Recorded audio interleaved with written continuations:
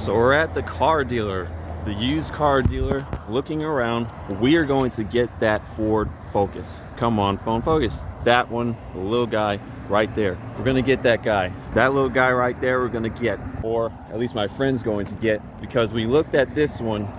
So really there's only a selection of Fords, Chevys, Buicks, of course, Kias, some cars that are questionable to me.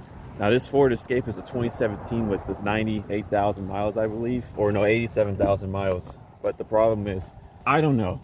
It's like, it's not really a problem mostly, but it's more of like, it's an EcoBoost engine. So it means it has a turbo, which means it could possibly wear out a little faster, more problems. And also I'm going to start the engine up and we're going to listen to this sound.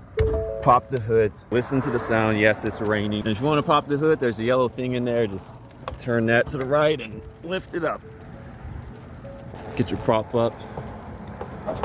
And there's a tick, and I put my finger right here, and I feel like a pulse coming from this. So I don't know if that's the tick, but this is a 1.5 liter EcoBoost engine. Now we're gonna start it up.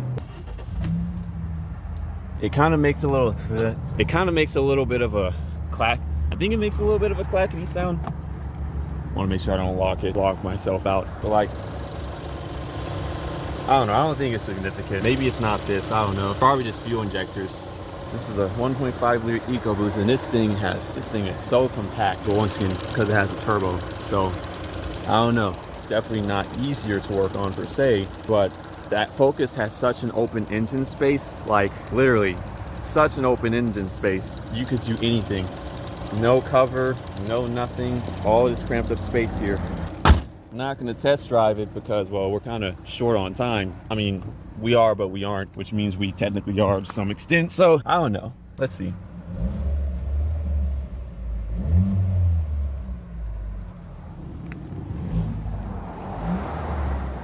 It doesn't sound really bad. Like, it's decent and it has space, but I don't know. I mean, it has space, but it's like, you know, I don't know. I just saw something. Apparently these vehicles have potential engine problems, transmission problems, more engine problems. I think stuff about like coolant leaking into the engine, something failing, and it's like cylinder 1, 2, yeah, I don't know. Just a long story short, it's like a bunch of sketchy stuff. So I don't know. Okay, so looks like we're test driving it. Actually, I think I have some time to test drive it. I mean, this thing feels preppy.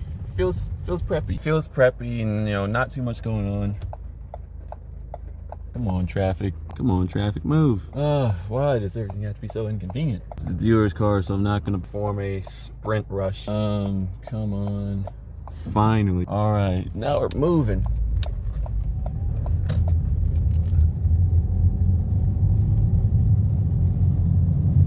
So yeah, you know, I mean, it rides and rolls, runs good. Seems like it's a pretty decent vehicle. I don't know. I just have suspicions on the whole turbo EcoBoost thing, I guess. That's just me, personally. Okay, we just got back. I mean, it rides pretty good. Don't really see much of anything wrong with it. I mean, it has 87,000 miles. I would hope nothing's wrong with it. I mean, step outside, probably don't really hear it. Yeah, it just sounds like regular fuel injection stuff. Meanwhile, here we have a 2013 Ford Focus. So this thing is little Focus, has a little 2.0, I believe it's a 2.0 liter inline 4, and this thing is, look at this, look at all this space. You can literally see the ground right there. You got all this space, no turbo, no fancy smanchy EcoBoost, this, that. It's just simply flex fuel, Mike. You can run EIT5 through here, and like, look at this. Spark plugs are right there. No weird cover. I mean, your intake's there, your injectors are probably down in there somewhere. Maybe those are, I don't know. Maybe the injectors are, I gotta research on that, but generally this is a good, reliable car.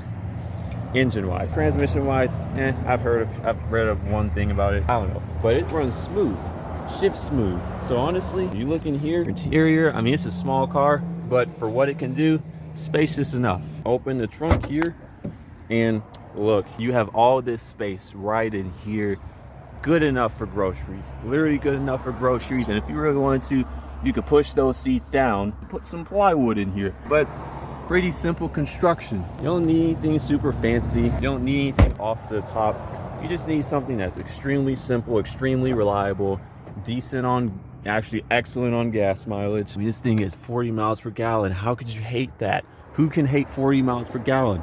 And the Ford Focus. So overall, I'd say this is a pretty good deal. Pretty good price compared to some of the other stuff out here. I mean, you got a Nissan Juke, Nissans are sketchy. You got Kias over there, very sketchy. You got a Chrysler there, red flag, and a Hyundai, also red flag. I'd say the Fords here are probably the best bets, in my opinion. And probably the Buick would be second, possibly, but they're turboed, so you know how that goes. But overall, I'd say this is the battery cover, by the way. Just got to put that back on there, but everything is so accessible. Like, look at this. Just look how simple this design is. Like, golly, that is so simple. And it's a pretty stylish car too, honestly, in my opinion, you know? So I'd say if you want to get a decent, reliable vehicle, fuel-wise, once again, the transmission, from my very limited knowledge of these transmissions, I saw one thing about it, and you know, I'd keep an eye on that. But other than that, everything else is probably good to go.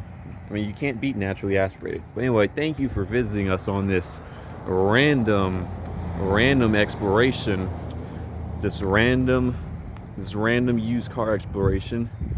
And I would say we will see you on the other side.